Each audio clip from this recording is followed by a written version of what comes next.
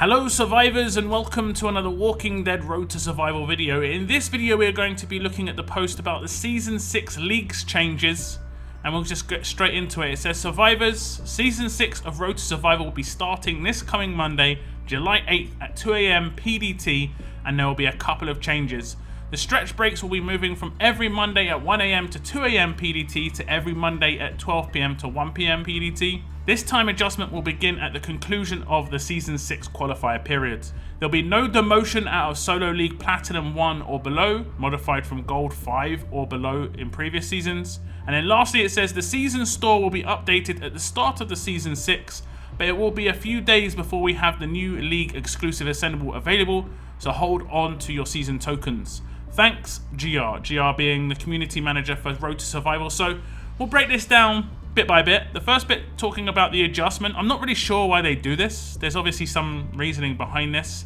It could be due to the fact that it's good to have someone online, in terms of developers will be around between 12 PM and 1 PM PDT, but they won't be around between 1 AM and 2 AM, most likely in terms of the larger dev team. So if anything did go wrong, it's better to have more devs around at that point. I don't really see any big deal around this change. It could just be, just like I said, it could just be based on that. Now the second bit, it says there'll be no demotion out of Solo League Platinum 1 or below. I think there are upsides and downsides to this, of course.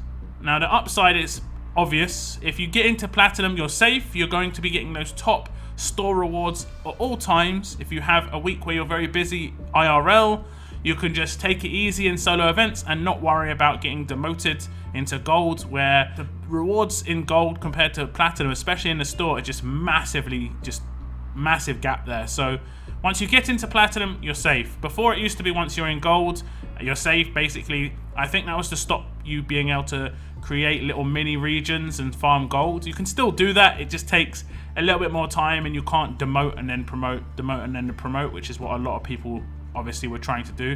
You can still do that within Platinum. Within Platinum itself, you can promote and demote. But the downside here is that Platinum leagues still have the same amount of gold spots in terms of the top spots giving out coins, and Platinum's just going to get bigger and bigger and bigger and bigger. So you're going to be competing with, right now it's like 100 people for the top 10 to 15 spots. In the future it's going to be like 110, 130, 150 for the top 15 spots. So coins are a massive part of leagues, especially when they were implemented. It was a massive part, and obviously this got taken away. We've had coins taken away in other parts of the games. While I think the mission updates are great, we've no longer got coins from missions. Even though it was a very small amount, you could still potentially get a couple of 100 coins a month just on those daily missions. You can't get those anymore. So I think something needs to come into the game where it's obviously going to be giving us coins, like guaranteed, not RNG coins out of these crates, which is nice, but not a lot of people are going to get these. I think the coin event Soldier of Fortune, while I think it was okay in terms of the amount of coins you got, I don't think it's going to happen again, just based on what happened during that event. Just based on the implementation was pretty bad, and there was an easy way to exploit it and get as much out of it as you could. So there needs to be something a bit more solid. I have said in the past that I think a good way of doing this would be introduce silver coins, where it was region based, and gold coins were account based. That way you could give out silver coins in lower positions in leagues, or in all positions in leagues. So then at least everyone, let's say I've got 2 regions and I get top 10 in both those regions can then get coins, and they're silver coins. It counts exactly like gold coins does, but you get to use it, you know, wherever you want, but you can only use it in that region. I think that would be a much better implementation, and they could do that in missions in the future as well, so then no one could switch around and then do all the malarkey that happened in Soldiers of Fortune. For me, I was talking about this 2 years ago in terms of it's very strange that there aren't those double top level currencies like most games have, where one's bought, one's purchased, and one's earned, and you cannot purchase silver coins. But hey, anyway, the last bit, this one is a bit disappointing. It says the Season Store character, the exclusive character, will not be instantly available, and it'll be a few days. Who knows why this is the case? It could be, you know, as long as this character's good, it's fine. If we're waiting a few days and it's a useless character, then what's the point, if I'm honest? What is the point?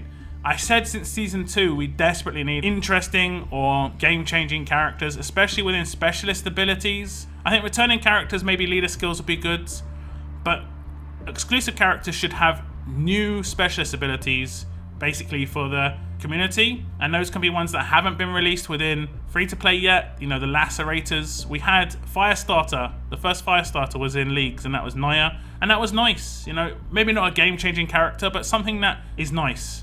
I'm not asking for payback in the store, but something that could be nice. A disarm, for instance, I've been talking about since Season 2.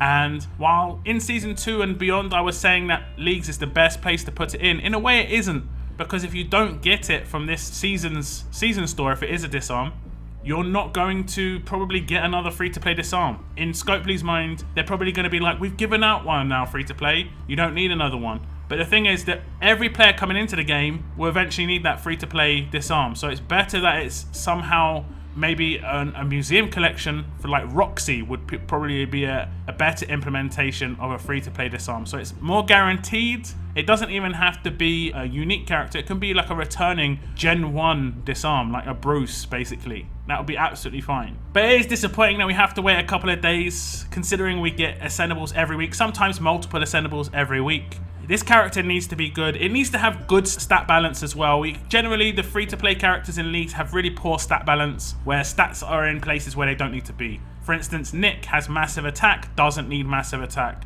Leon has low attack, needs massive attack. You know, it's obvious when it comes to free-to-play characters that the stat balance is not where it is, where promo characters are. Even if the character is useful, like Leon on face value is really useful, but he's kind of made like average or just above average based on the fact that his stats are so underwhelming within the attack stat, which is obviously disappointing. So time will tell in terms of how good that character is going to be. I'll bring any information that I get in terms of that character as early as possible, and I just hope it's good. I hope it's good, because a lot, you know, these seasons last 8 weeks, and it can literally just make an entire season kind of sad if the character's not very useful. The secondary character, this season's Wyatt, for instance, terrible. Definitely need a good character coming in. I think someone like Erica would be absolutely fine. Generation 1, very old, not got much way of getting money out of that character anymore. A decent leader, generally speaking, most people can deal with that character, but it's a stepping stone, and that's what a lot of the returning characters within League should be. It should be a stepping stone character. But hey, we'll wait and see.